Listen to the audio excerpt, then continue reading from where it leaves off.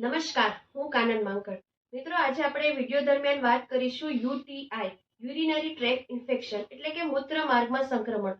તો આ સંક્રમણના લક્ષણો કયા હોઈ શકે, કારણો તેમજ યોગિક અને ઘરગથ્થુ ઉપચાર. તો વિડીયો અંત સુધી જોજો. યુટીઆઈ વિશે સામાન્ય રીતે એવી માન્યતા છે કે આ ઇન્ફેક્શન માત્ર મહિલાઓને જ થાય છે, પરંતુ એવું જરાય નથી. પુરુષ મહિલા બંનેને થવાની શક્યતા છે. બાળકોને પણ આ થવાના ચાન્સીસ છે. તો આપણને ખ્યાલ કઈ રીતે આવે કે આપણને આ ઇન્ફેક્શન થયું છે? તો લક્ષણોની વાત કરીએ તો સૌપ્રથમ આપણને વારે વારે પેશાબ જવું પડે. તમે હજી બાથરૂમ ગયા હો ને 10 મિનિટે તમને પાછું બાથરૂમ જવું પડે. જ્યારે તમે પેશાબ કરવા જાઓ તો પૂરી રીતે તમે બ્લેડર ખાલી નથી કરી શકતા. તમને એમ થાય કે હજી મારે જવું પડશે. જ્યારે તમે યુરિન પાસ કરો છો ત્યારે તમને ખૂબ જ દુખાવો થાય છે, પેટની નીચેના ભાગમાં દુખાવો થાય છે, બળતરા થાય છે, અને આ થઈ હોય એ જ આ પરિસ્થિતિને સમજી શકે છે.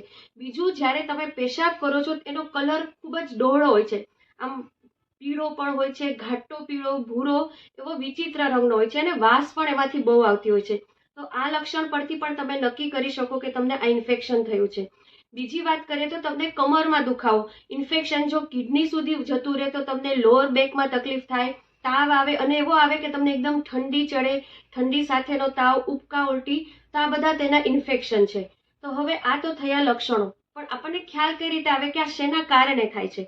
તો કારણોની સૌપ્રથમ વાત કરીએ તો પહેલું કારણ છે સ્વચ્છતા. જે જગ્યાએ જે પરિસ્થિતિમાં આપણે સ્વચ્છતા જાળવવી જોઈએ તે જળવાતી નથી ક્યાંક ને ક્યાંક. અને જે લોકોને ઇન્ફેક્શન થયું હોય છે તો તે લોકોને યુરિન એકદમ છીંક ખાય, ઉધરસ ખાઈને પાસ થઈ જાય છે. તો કપડાં ભીના હોય અને બદલાણા ન હોય, તો કોરા ન થયા હોય તો પણ આ શક્યતા રહે છે. માટે તમારે એ કપડાં છે એકદમ કોરા રાખવાના. બીજી વસ્તુ છે પબ્લિક ટોયલેટ. આપણે એવી જગ્યાએ એવા બાથરૂમનો યુઝ કરી લીધો હોય છે તો આ ઇન્ફેક્શન જલ્દી થાય છે. કારણ કે ઇન્ડિયન ટોયલેટ ને વેસ્ટર્ન બંને હોય છે, અને લોકો હવે ઇન્ડિયન ટોયલેટ પ્રિફર જ નથી કરતા, અને વેસ્ટર્ન ટોયલેટમાં ઇન્ફેક્શન લાગવાની શક્યતા વધારે છે. માટે સ્વચ્છતા છે એ હું તો વિનંતી કરીશ કે બાળકો હોય, છોકરો હોય કે છોકરી, ખાસ સમજાવો. છોકરીઓ હોય તો પીરિયડ્સ દરમિયાન જે કપડાં રિલેટેડ ચેન્જ સમયાંતરે થવું જોઈએ તો તેમાં પણ જાગૃતતા લાવો, અને સ્વચ્છતા છે આપણી પહેલી ફરજ છે. બીજી વાત કરીએ તો આપણે પૂરતું પાણી નથી પીતા. ઉનાળો હોય તો ઠીક છે, ચલો તરસ લાગે, પણ શિયાળામાં એટલું પીવાતું નથી. કારણ કે જેટલું તમે પ્રવાહી પીશો, પાણી લેશો, એટલું તમને ઇન્ફેક્શન જલ્દી થવાના ચાન્સ નહીં રહે. માટે આ બધા હતા તેના કારણો. હવે આપણે જાણીશું યોગિક ઉપચાર. એવી વસ્તુઓ પસંદ કરી છે કે જે કમર ગોઠણના દુખાવા હોય તે પણ આસાનીથી કરી શકે. સૌ પ્રથમ કરીએ ભુજંગાસન. પેટના બળે ઊંધા સૂઈ જવાનું છે. ઊંધા સૂઈ જઈએ. બંને પગના પંજા ઊંધા, ચેસ્ટની બાજુમાં બંને હાથ, કપાળ જમીનને ટચ. આમાં તમારે એ રીતે કરવાનું છે કે શ્વાસ ભરતા જેટલું પણ ઉપર તમારી ક્ષમતા આટલી હોય તમારી ક્ષમતા મુજબ તમારે ઉપર આવવાનું છે. રહી શકો એટલું હોલ્ડ કરવાનું છે. જેટલી વખત રહી શકો એટલી વખત, 3 થી 5 વખત. 5, 4, 3, 2, 1. આસનમાં એકદમ ધીમેથી છોડવાનો, શ્વાસ છોડતા ધીમેથી નીચે, અને રિલેક્સ. હવે કરીએ સુપ્ત બંધકોણ આસન. મેં આની પહેલા એક વિડીયો બનાવેલો છે બંધકોણ આસન. આ જ આસન આપણે સૂતા સૂતા કરીએ એટલે સુપ્ત બંધકોણ આસન. કોઈ પણ મહિલા કે પુરુષ આરામદાયક સ્થિતિમાં આસન કરી શકે છે. ડ્યુરિંગ પીરિયડ્સ પણ તમે આ આસન કરી શકો છો. કઈ રીતે? તમારે સૂઈ જવાનું છે સિમ્પલ.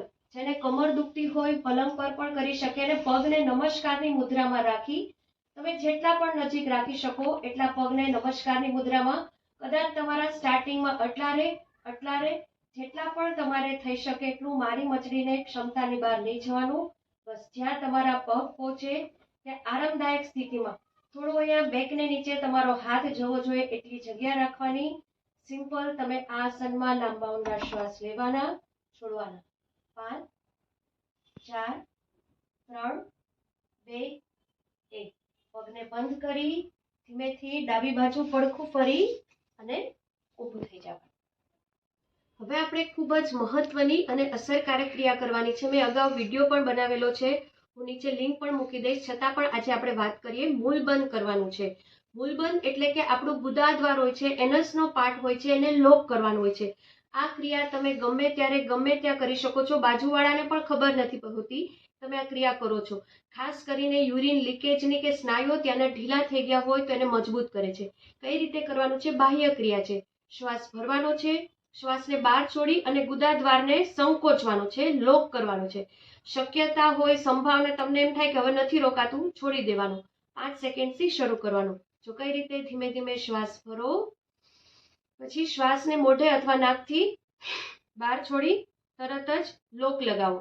ગુદા દ્વારને સંકોચો. 1 2 3 4 5. ધીમેથી શ્વાસને છોડો. આ તમે ધીમે ધીમે 5 સેકન્ડ 10 સેકન્ડથી વધારીને 1 મિનિટ સુધી કરી શકો છો. આ ખૂબ જ ઇફેક્ટિવ છે અને આમાં રિઝલ્ટ પણ ઘણા સારા મળ્યા છે. યોગિક ઉપચારની સાથે સાથે કેટલાક ઘરગથ્થુ ઉપચાર છે, ખાવાની અમુક ટેવ છે, ખાવાની વસ્તુઓ છે જે તમે એડ ઓન કરી શકો છો. એક છે ક્રેનબેરી જ્યુસ, બીજું છે વિટામિન સી યુક્ત આહાર. જેમાં પણ વિટામિન સી વધુ મળતું હોય, ખાટા ફળ છે એનો ઉપયોગ તમારે વધારે કરી શકાય. મેઇન તો શરીરમાં ડિહાઇડ્રેશન ન થવું જોઈએ. પુષ્કળ પાણી પીવાનું. એવું ઘણી વખત બની શકે છે કે લાંબી મુસાફરી હોય કે અમુક જગ્યાએ બાથરૂમ જવું પડે એટલે લોકો પાણી નથી પીતા અને પછી આ ઇન્ફેક્શનનો શિકાર બને છે. તો આવી જગ્યાએ તમારે શું કરવાનું? જ્યારે તમે ડેસ્ટિનેશન પર પહોંચી જાઓ છો ત્યારે તમારે 2-3 લીટર પાણી પી લેવાનું. તો આખા દિવસમાં કોઈ પણ ઋતુ હોય 3 લીટર ઓછામાં ઓછું જવું જોઈએ. કબજિયાત નહીં તમારે શરીરમાં લાવવા દેવાની. તેનાથી પણ આ બેક્ટેરિયલ ઇન્ફેક્શન થવાના ચાન્સ છે. બને તો કપડાં છે, ઇનરવેર છે, થોડા ઢીલા પહેરવાના, હવાની અવર જવર રાખવાની. ચુસ્ત જેટલા પહેરશો તો તમને ઇન્ફેક્શન થવાના ચાન્સ છે.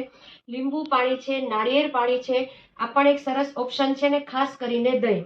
તમે છાશ પણ લઈ શકો છો, થોડી મોડી પાતળી છાશ પી શકો, પણ એનાથી પણ વધારે જો તમને દહીં ભાવતું હોય તો આ ઇન્ફેક્શન માટે બેસ્ટ ઓપ્શન છે.